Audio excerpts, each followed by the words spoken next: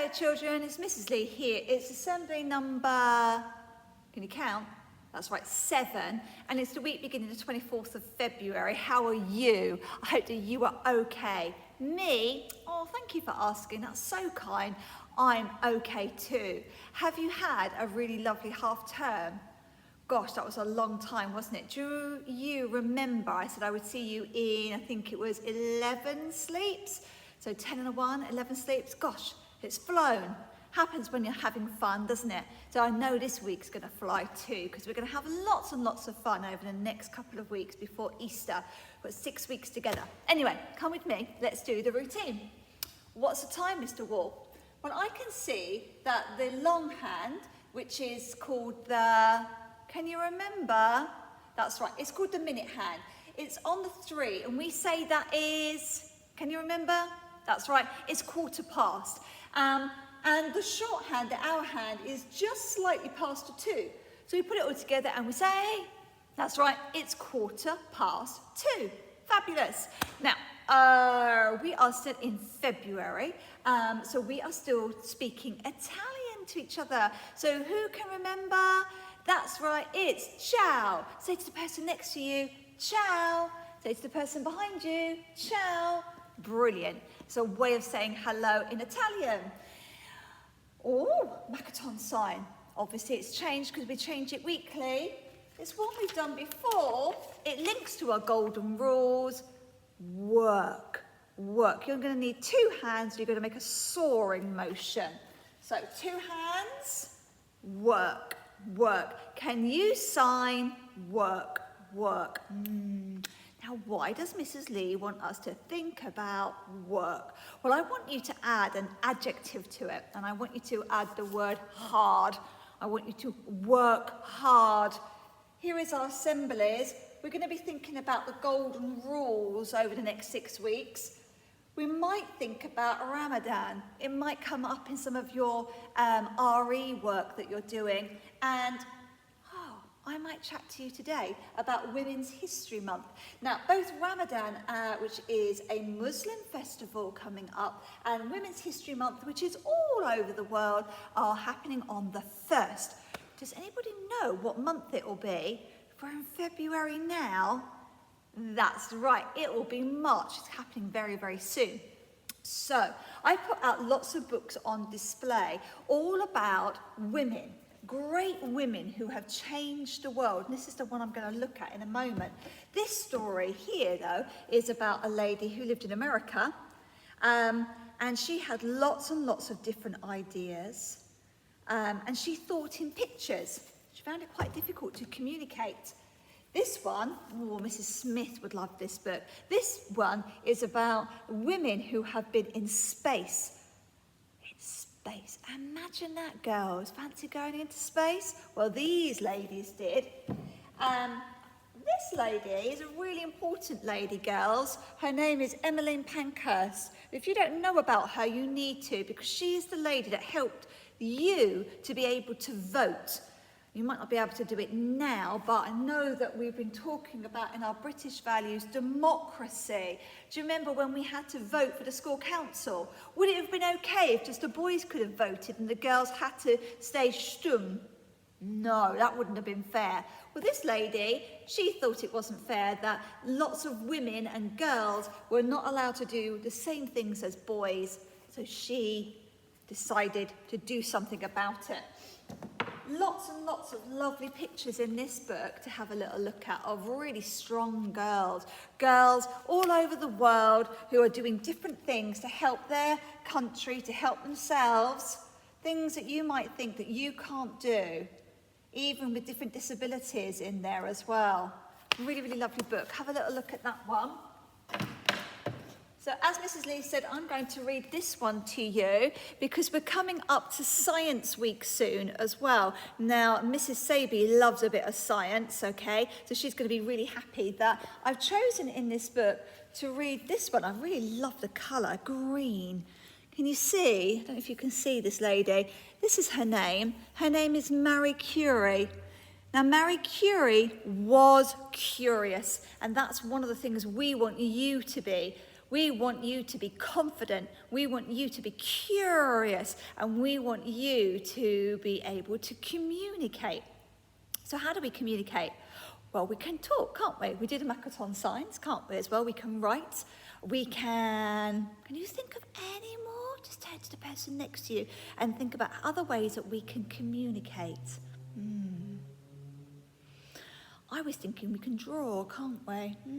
Lots of different ways of communicating. Anyway, this lady, back in the day, if you can see her dress, gives you a bit of a clue. She's not alive anymore. It was a long, long time ago that she was alive. But she found out something by being curious, and it helps us even today.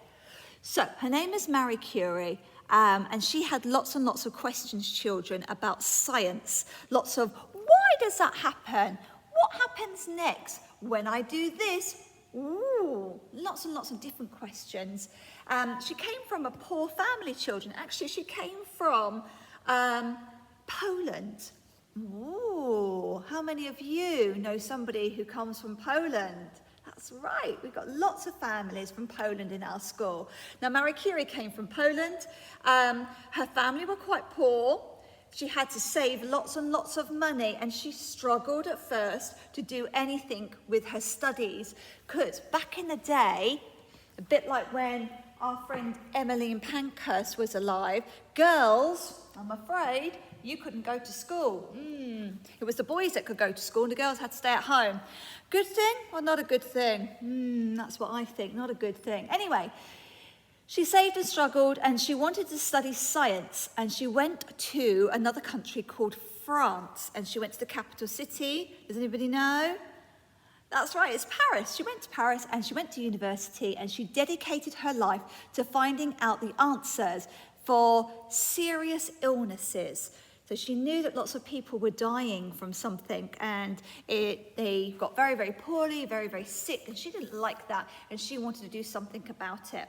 And she was very intrigued with X-rays. I don't know if any of you have ever broken something, or maybe a grown-up has broken something and you've had to go to the hospital and get yourself an X-ray where they can shine down and look through and take photographs, and where the bones are, that stops the light going through, but the light can go through the skin. Anyway, Marie Curie wasn't just interested in all these potions though, okay? She did a lot of something called waiting. Can you wait? You have to have a lot of, that's right, patience. And Marie Curie had lots, okay? She took a long time working things out. So she was working very hard. Oh, can you remember the sign? That's right, she was working so hard all the time, trying different things out, and sometimes it worked, and sometimes it didn't. She had to problem solve. She had to have a problem solver's snake near her, and she had to perseverance para, so that she could find out the right answer.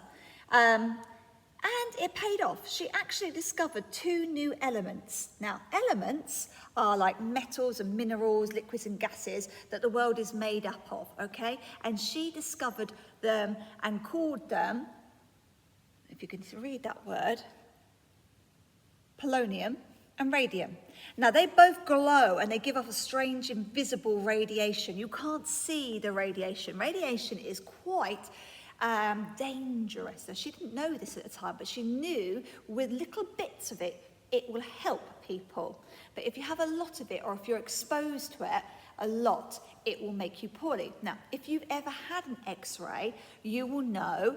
You might have had an X-ray for your teeth, or you might have had an X-ray for a body part that's broken. Not everybody can be around the photograph when it's taking place. You have to stand well back, because radiation and polonium are very, what we call radioactive, okay? Now, radioactive, that means it gives off radiation and it's dangerous. You have to be very, very careful with it. When you get up to secondary school, when you go to St. Peter's, you'll find out more about it in chemistry, one of those science sessions that they do. Anyway, she did lots of experiments.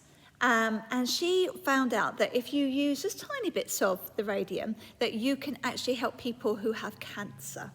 Okay, so in 1903 and in 1911, because of all the hard work that Marie Curie had done, she was given a top award for science, which is called the Nobel Prize. She was the only woman to have ever won it twice so far. Oh my God, girls, that's pretty amazing, isn't it?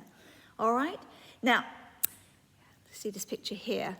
Every night she went to sleep and she slept with some radium near her, and as I just said, it's not that good to be close to you all that time. And it actually made her very, very poorly. And finally, she died, which is a very, very sad thing. But by her dying, by her working hard, she has left something called a legacy. She has left something amazing for all of us. All right, and lots of other scientists since have worked on her work and made it even better. So she is a great woman who changed the world, and she is the person that I am celebrating as part of Women's History Month. Now, there are lots of people who are making history right now. Remember, history is things that are in the past. So yesterday is in the past. I wonder if anybody did something amazing that we could celebrate that they did yesterday. Lots and lots of things. Anyway, right, children, it is nearly the end of our assembly. Now, we're back at school. Remember, if we're wearing one of our blue lanyards, this is somebody who is, that's right, is safe.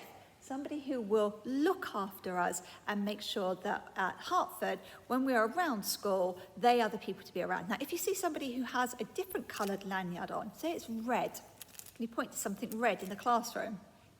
Okay, so somebody's got a red one on. They should always be nearby somebody with a blue one. So the red and blue go together.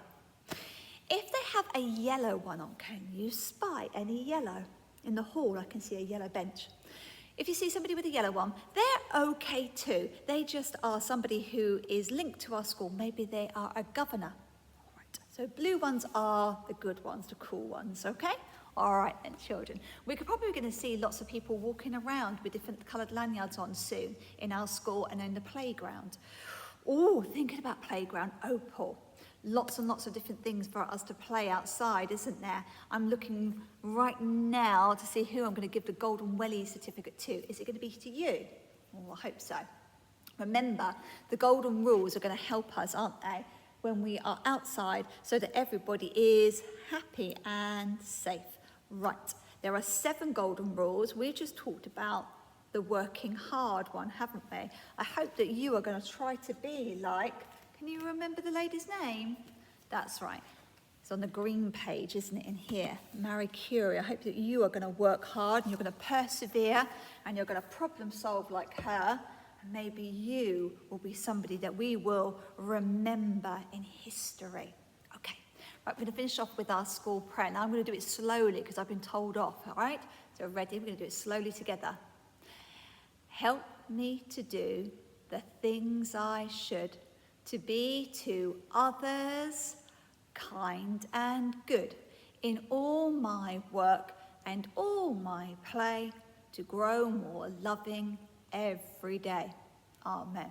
Was that slow enough? Hope so.